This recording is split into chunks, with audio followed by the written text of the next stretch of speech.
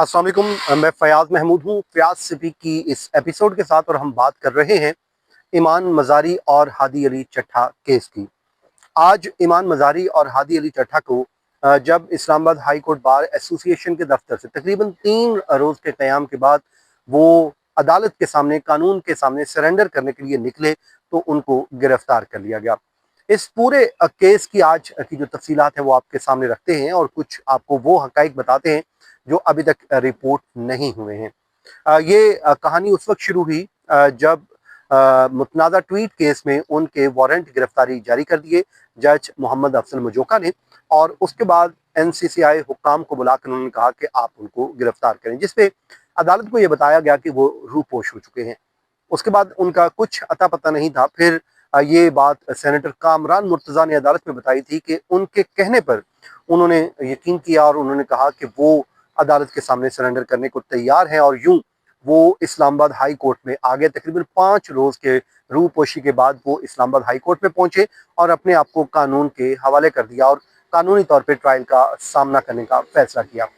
जहां पर Islamabad high court ने पहले तो उनकी 1 दिन की जो है हिफाजती जमानत मंजूर की और उनको एक्सेस दी कोर्ट तक पहुंचने की, और वहां तक उनके लिए कोई मसला नहीं बना। लेकिन जब उनकी वहां पर अदालत ने सुनवाई की और उसके बाद अदालत ने उनका फैसला सुना दिया और उनको जो है बेल भी दे दी, और साथ ही साथ अफजल मजोका साहब का जो फैसला था उसको कलअदम भी करार दे दिया।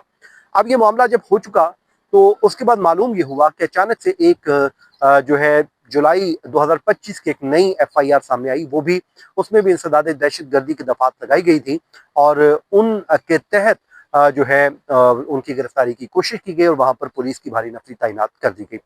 अब उसमें हुआ ये कि उन्होंने फौरी तौर पे वहां पर एक दरख्वास्त दायर कर दी। फिर चीफ जस्टिस सरदार सरफराज डोगर के जो सेक्रेटरी हैं मकसूद साहब, उनसे जाके मुलाकात भी की, लेकिन मालूम ये हुआ कि 3:30 बजे का वक्त हो चुका है, अदालती वक्त खत्म हो गया है और वो यहाँ से चल दिए हैं, और जो डोगर साहब हैं वो भी जा चुके हैं, तो इसलिए उनकी दरख्वास्त समाअत के लिए मुकर्रर नहीं हो सकती। फिर यहाँ पर जो Islamabad high court bar association के सदर सैयद वाजिद अली गिलानी साहब सामने आते हैं, और इस दफ़ा वो सदर भी थे, लेकिन आइंदा इंतखाबात में हिस्सा भी लेने जा रहे हैं, और 14 फरवरी को उनका इंतखाबात भी है। उन्होंने उनको कहा कि आप मेरे ऑफिस में आके बैठ जाए, Islamabad high court bar association के ऑफिस में, और यहाँ पर आपको कोई भी गिरफ्तार नहीं करेगा। और यूं उस तवील क़याम का सिलसिला शुरू हो गया जो रात भर चलता रहा। वहाँ पे जो है गपशप होती रही, इवन के गिलानी साहब खुद भी आकर बैठे। फिर मुख्तलिफ सियासी शख्सियात जैसे सेनेटर अलामा नासिर अब्बास और उसके अलावा दीगर लोगों ने भी वहाँ पर विजिट किया और वहाँ पर बैठे, और गिलानी साहब तो तकरीबन रात 3 बजे तक पहले दिन बैठे रहे। फिर उसके बाद अगले दिन अदालत में दरख्वास्त समाअत के लिए मुकर्रर हुई, और जस्टिस मोहम्मद आजम खान साहब ने समाअत की और उन्होंने जो है फैसला दे दिया और कहा कि इनकी उस मुकदमे में भी हिफाजती जमानत 2 दिन के लिए मंजूर की जाती है, और 10,000 रुपए उनको जो है मुचल के जमा करवाने का हुक्म दिया। यहाँ पे सेनेटर कामरान मुर्तज़ा साहब ने अदालत से रिक्वेस्ट की, इस्तदा की कि उनका जो मुकदमा है इसमें थोड़ा सा आप मेहरबानी ये कर दीजिए कि 2023 में भी ऑर्डर हो चुका है कि किसी भी मुकदमे में गिरफ्तार करने से रोक दिया जाए, ताकि वो कानून का सामना कर सके। लेकिन ज़ाहिर है अदालत ने कहा कि वो इसी केस की हद तक अपने आप को महदूद रखेंगे, और यूं उनको वहां पर एक ब्लैंकेट किस्म की ओमनी बस बेल नहीं मिल सकी।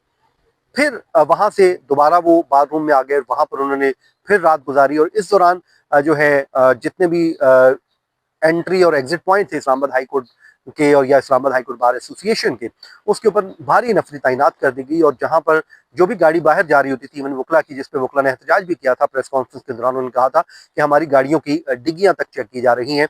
और इस दौरान ईमान मज़ारी ने कहा था कि मैं डिग्गी में भाग बैठ के नहीं भागूंगी, बल्कि मैं यहाँ पर मौजूद हूँ।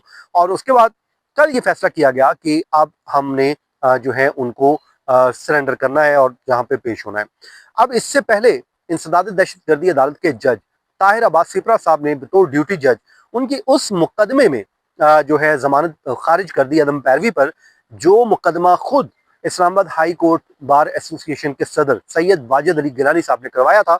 और ये उस वक्त करवाया था जब हाई कोर्ट के बाहर एक झगड़ा हुआ था और नारेबाजी की गई थी, और उस दौरान उन्होंने इनके खिलाफ मुकदमा दर्ज करवा दिया था। अब इसको लेके पुलिस जाहिर है फिर उनको गिरफ्तारी के लिए सरगर्म हो गई, और उसके बाद एक रात गए हंगामी प्रेस कॉन्फ्रेंस भी की गई, जिसमें तकरीबन कल शाम 4 बजे प्रेस कॉन्फ्रेंस की गई। उसमें ऐलान कर दिया गया कि फैसला कर लिया गया है कि कल वकला की मौजूदगी में, मतलब आज जुमा को, उनको ले जाया जाएगा और वहां पर जाकर सरेंडर कर देंगी। मजोका साहब की अदालत में पेश होंगी और उसके बाद इंसदाद दहशतगर्दी अदालत में भी।